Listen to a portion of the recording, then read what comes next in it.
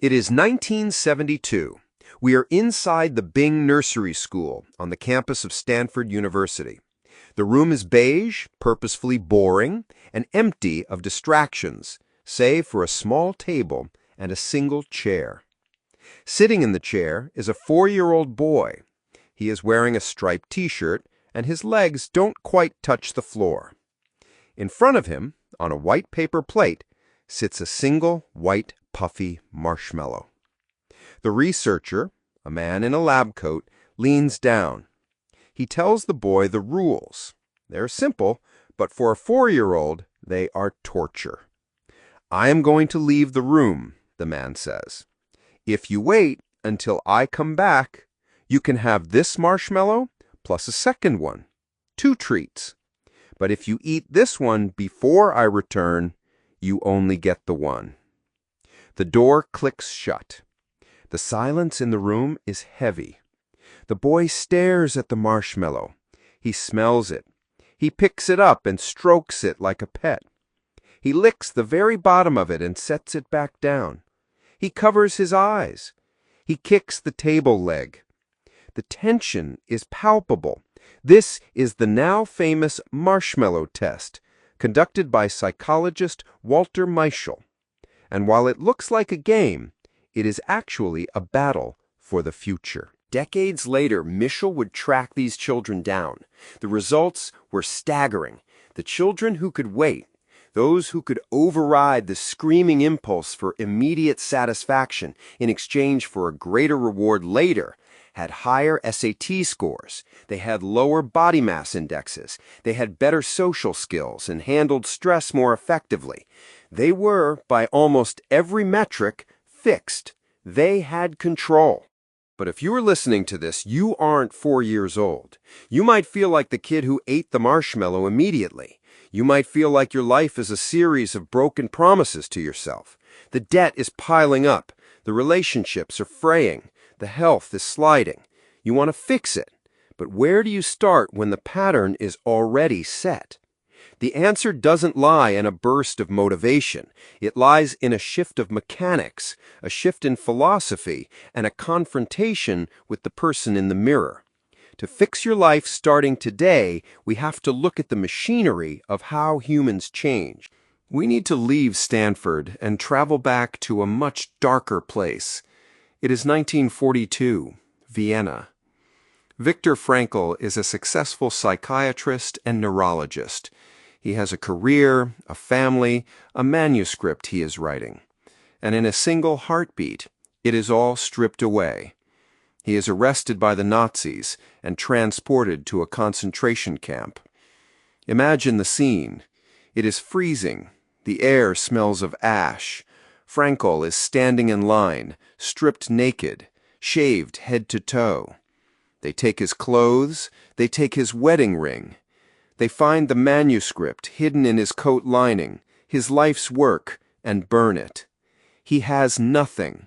No status, no name, just a number tattooed on his skin. In this environment, most men crumbled. They gave up. They ran into the electric fences to end it. But Frankl realized something in the mud and the cold that would become the bedrock of fixing any life, anywhere. He watched a fellow prisoner give away his last piece of bread to someone else. In that moment, Frankl understood. The guards could control his environment. They could control his caloric intake. They could control his pain. But they could not control his response. He called it the last of the human freedoms, to choose one's attitude in any given set of circumstances. Frankl shifted his internal question. He stopped asking, "What do I expect from life?" and started asking, "What does life expect from me?" This is step 1. Fixing your life begins with the realization that you are not a victim of your circumstances, even if those circumstances are horrific. You are the architect of your response. If a man can find agency in Auschwitz, we can find it in traffic, in a difficult meeting, or in a failing marriage. The foundation is ownership. But ownership is just the philosophy. It's the software. We also need to understand the hardware. We need to look at the biology of why you keep doing the things you hate. Let's look at your brain. Imagine a snowy hill in winter. You're at the top on a sled. The first time you go down, you can choose any path. The snow is fresh. But once you go down, you leave a groove. The second time you go down, the sled naturally wants to fall into that same groove. It's faster. It's easier. By the 100th time, you don't even have to steer. The sled just locks in and flies. This is what neuroscientists call a neural pathway. Every time you check your phone when you're bored, every time you grab a donut when you're stressed, you are deepening that groove in the snow.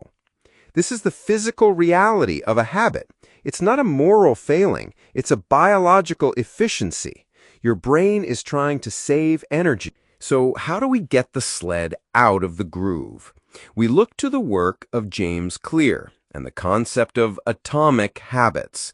The mistake we make is trying to flatten the entire snowy hill overnight. We say, I'm going to lose 50 pounds, or I'm going to write a novel. That's too big. The sled just slides back into the old track. Instead, we need the concept of the 1%. Kaizen. It's a Japanese industrial philosophy that means continuous improvement.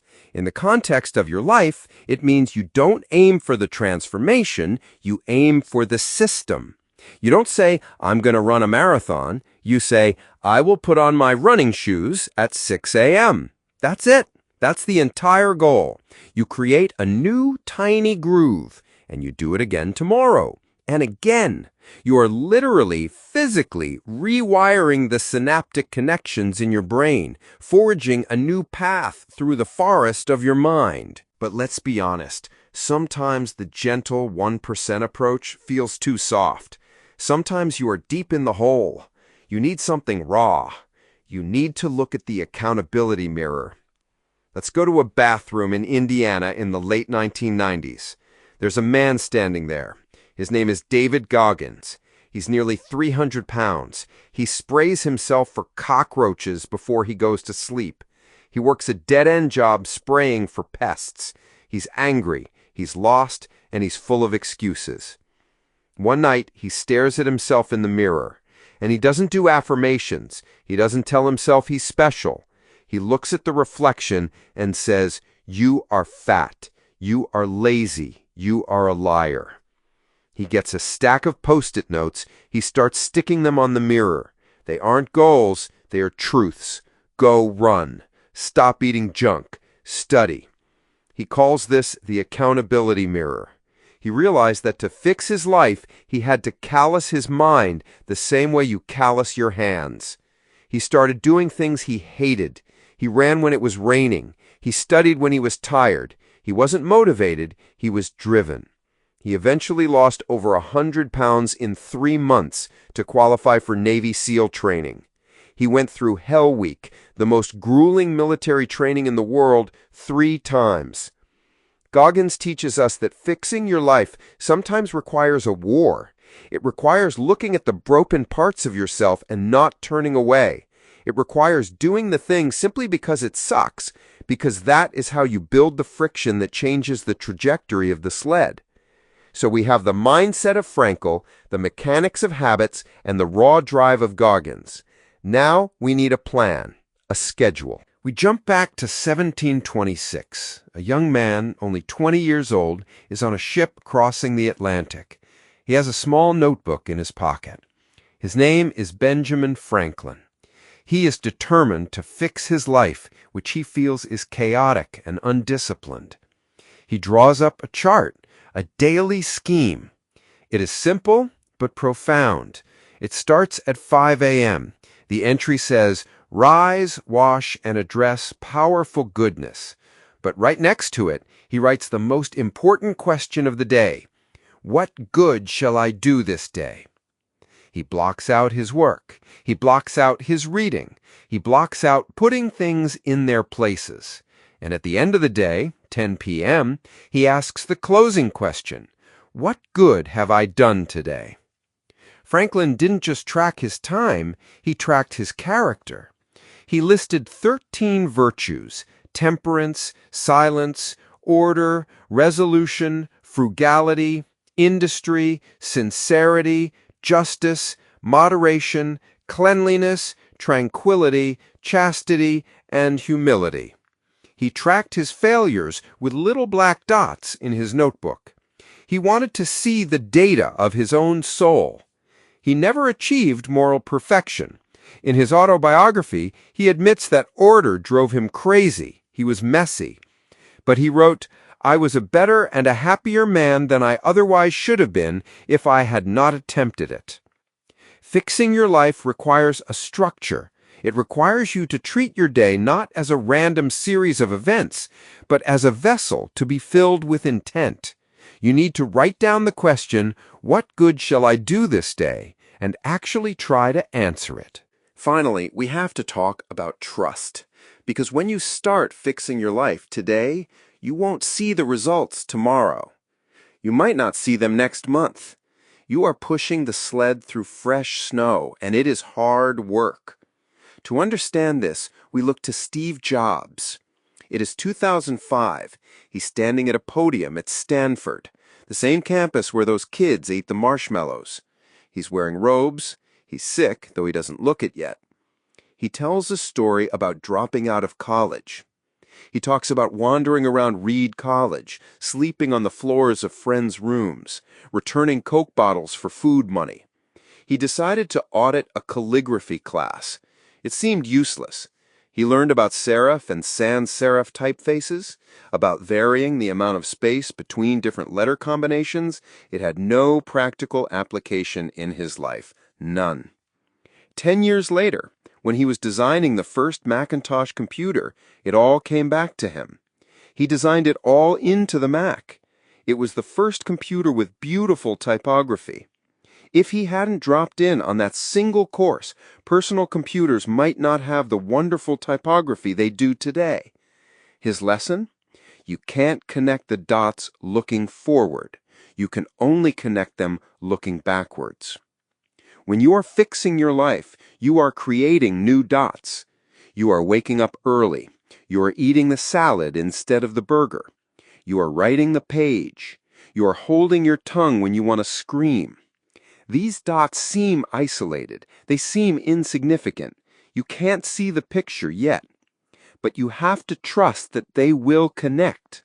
You have to trust that the person you are building in the dark, in the quiet of the early morning, is going to be the person who can handle the success that is coming 10 years down the road.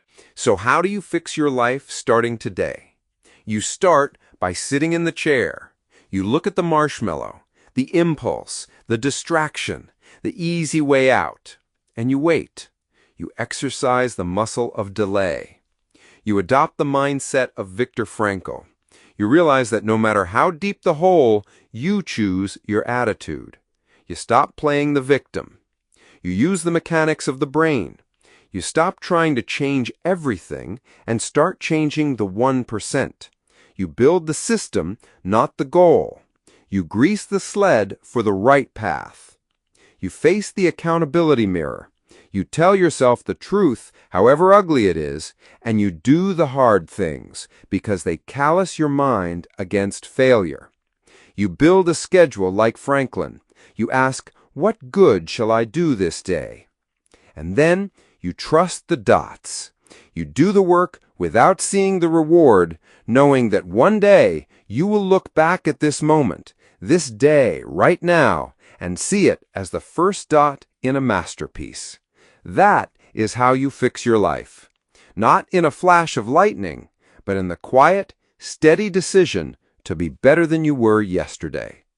If you know someone who needs to hear this, send it to them. Sometimes the right words at the right time are the spark that starts the fire.